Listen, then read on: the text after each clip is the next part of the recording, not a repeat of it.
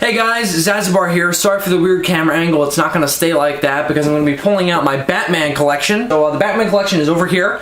I'm not going to show you it en masse because it's in a messed up pile, but this goes in chronological order of what was released first. So we're going to naturally start, well not naturally because when I say chronological I don't mean in terms of continuity, I mean in terms of what came out first. So the earliest Batman comic I actually have, ironically, is Batman Year One by Frank Miller. For those of you, please don't kill me because I don't actually have a copy of The Dark Knight Returns. Yeah, so don't kill me comic fans, I don't have a copy of that right now. But I do have a copy of Frank Miller's sequel or prequel, Batman Year One. Now, Year One, I got over the summer in preparation for the animated movie. Now I'm actually kind of regretting that I bought this or that I even bought the animated movie because they're the same thing. This is of course better, but or more comprehensive, but they're the same thing. So Batman Year One. I guess I'll just, for each book, I'll tell some kind of personal story behind it. I'm not going to review each thing because that will be redundant since I might do full reviews on all these things later.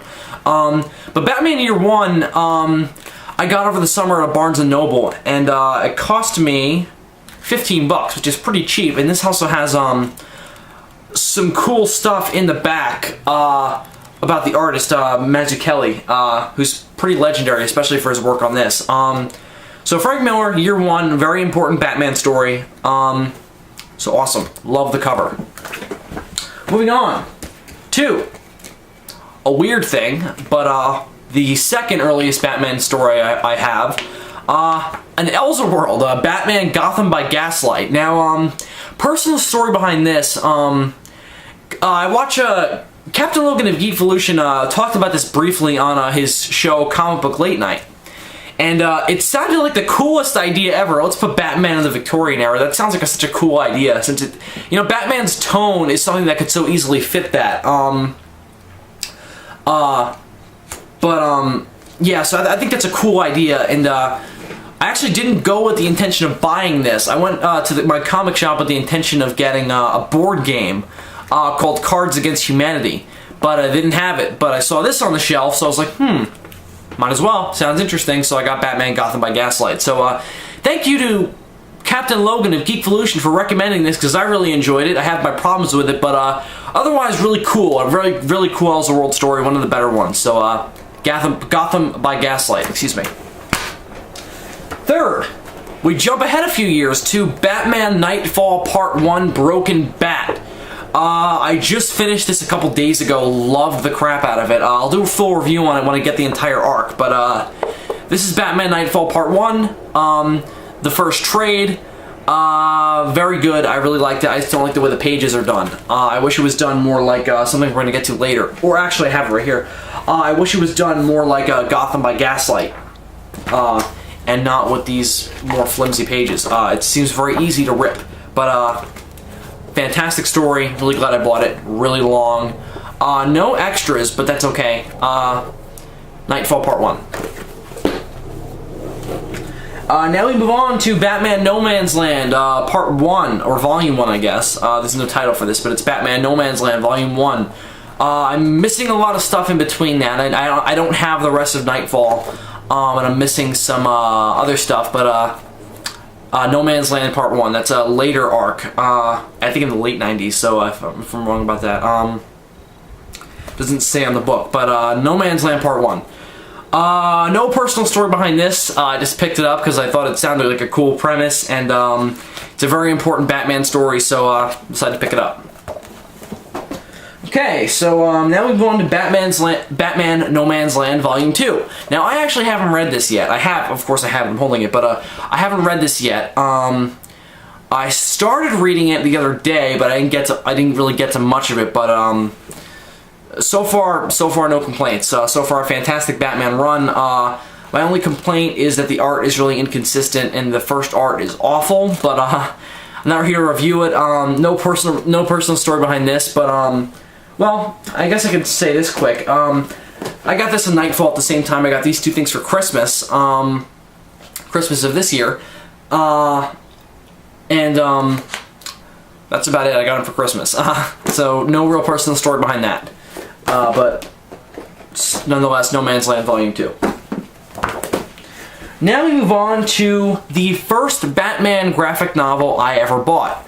Batman, The Long Halloween. No real personal story behind this except that this is the first Batman graphic novel I ever bought by myself. But loved the crap out of this. This remains to be my favorite Batman story. I think it's fantastic. I just love the way it's put together. I love the art. Overall, I love this book to death. Still remains to be my favorite Batman story. So, Long Halloween. By the way, if you haven't read this, read it. It's really good. And now we move on to its sequel, which is somewhat polarized by Batman fans. But we have Batman Dark Victory, which is the Jeff Loeb way of doing Robin. This is my excuse for why Robin could work in the Dark Knight continuity, but there are still people who say no. But since Dark Knight was based on Long Halloween, I think that Robin could work given this version of him. So, shoot me. But I really like this. It's done the same way as Long Halloween. I really like this too. It's a little longer though, ironically, but really like this. Alright, now we move on to two things I got for this is a weird personal story. Batman number 613. Now Batman number 613 is actually something I got from my dad. My dad was a big fan of 60s Batman.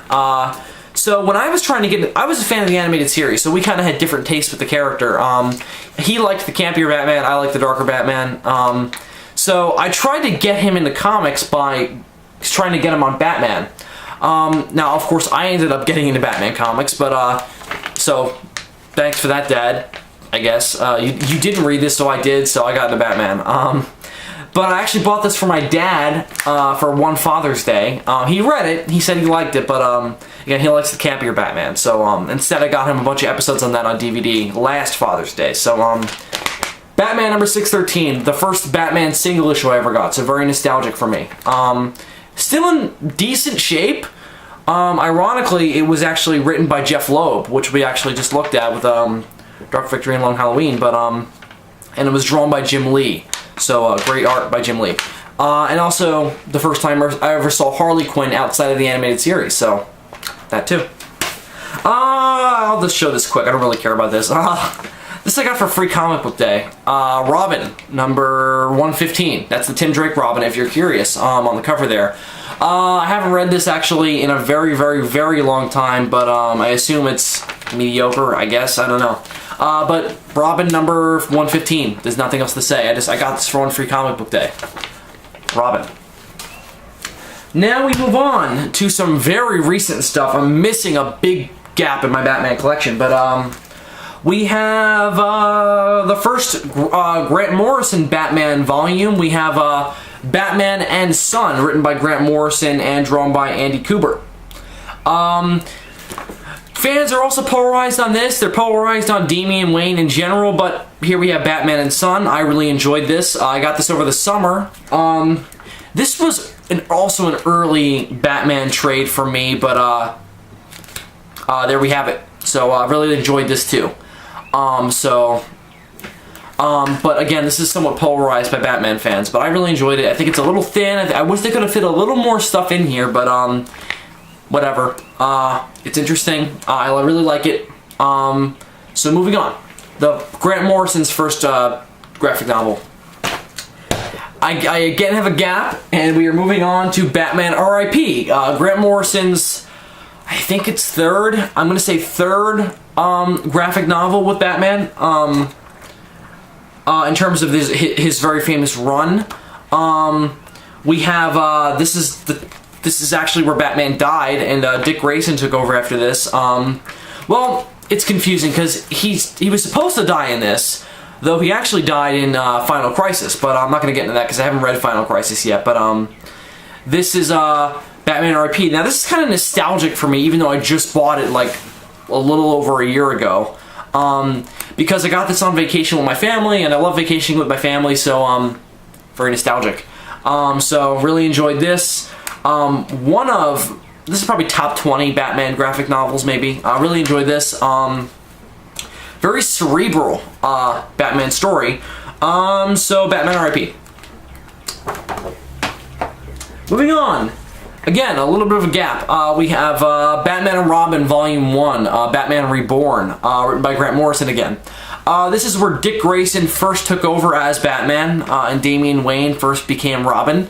I think this is universally liked by Batman fans. Very good storyline. A little bit of a return to the campier Batman, but nonetheless blood. So, or nonetheless bloody, but still a little bit of a campier take on the character. So I really like this. I really like that Batmobile. It flies, and unlike a lot of people, I do like Damian Wayne as Robin. So Batman, Robin, Batman Reborn. I also really like Dick Grayson as Batman. So shoot me. There we go.